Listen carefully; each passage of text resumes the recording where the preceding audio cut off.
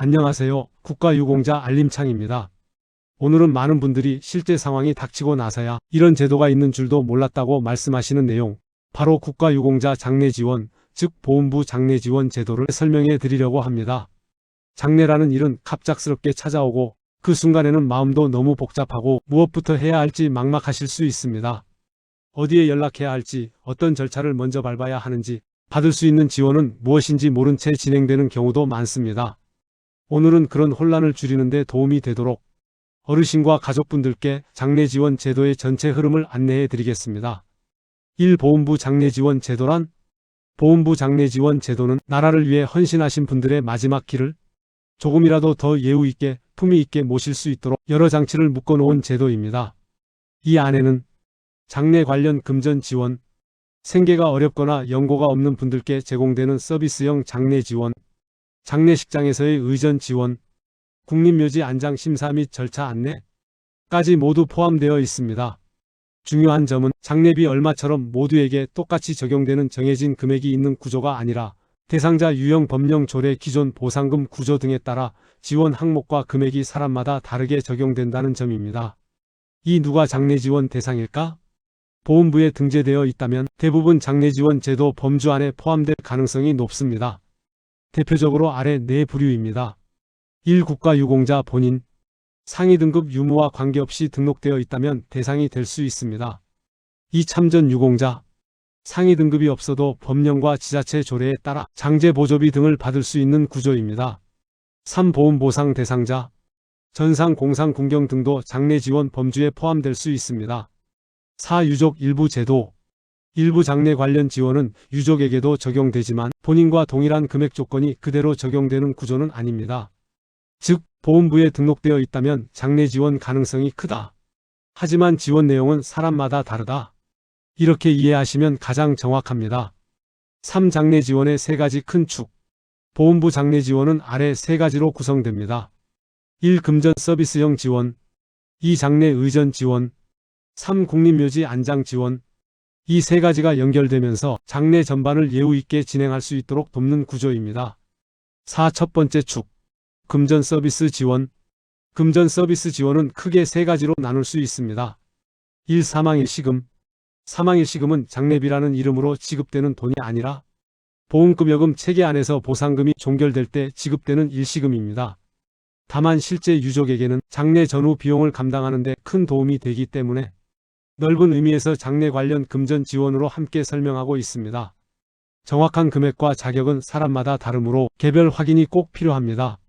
이 장제보조비 등 장례 관련 보조금, 참전유공자 등 일부 대상에게 지자체 조례나 법령에 따라 장제보조비가 지급됩니다.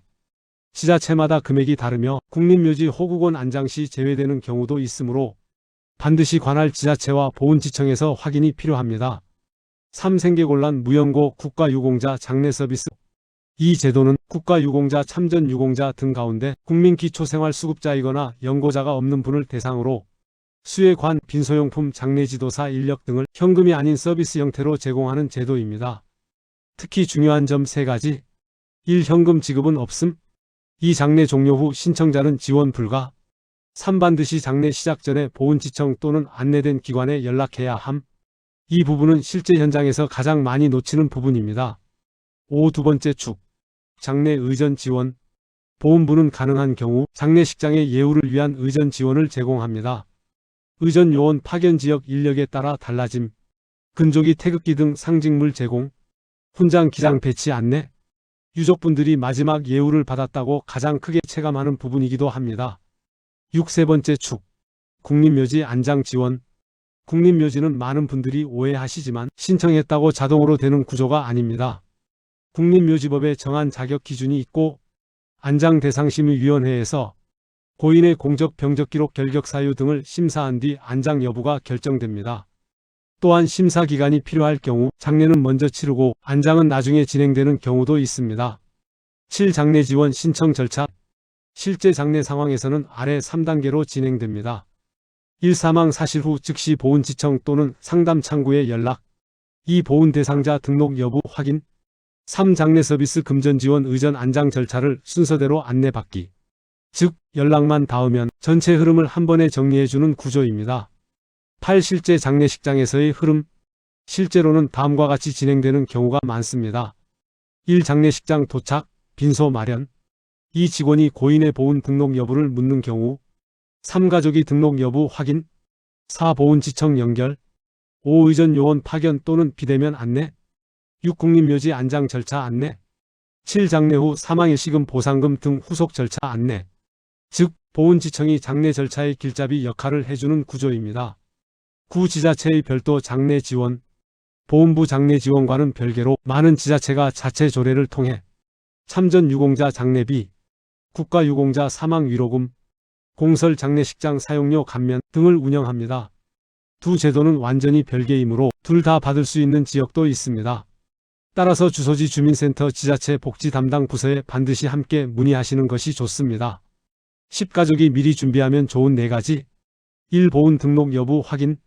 2. 국립묘지 안장의사 미리 상의. 3. 지자체 장례비 조례 확인. 4. 보훈상담센터 연락처 저장. 11. 핵심 요약. 1. 장례 지원은 금전 서비스 의전 안장 3축. 2. 보훈부 등록자는 장례 지원 범위 안에 포함될 가능성 큼. 3. 금전 지원은 사람마다 다르게 적용됨. 4. 국립묘지 안장은 안장심사를 거쳐 결정됨. 5. 보훈부와 지자체 모두 확인 필요. 6. 등록 여부 안장의사 조례 연락처 정도만 미리 준비해도 큰 도움이 됨. 오늘 영상이 혹시 모를 상황에 대비해 어르신과 가족분들께 조금이라도 도움이 되셨으면 좋겠습니다. 상황마다 적용되는 내용이 조금씩 달라서 궁금한 점이 있으실 때는 보훈상담센터 1577-0606으로 문의해 보시면 가장 정확합니다. 오늘 영상이 도움이 되셨다면 구독과 좋아요 눌러주시면 큰 힘이 됩니다. 앞으로도 알기 쉽게 정리된 보훈 소식 전해드리겠습니다. 시청해 주셔서 감사합니다.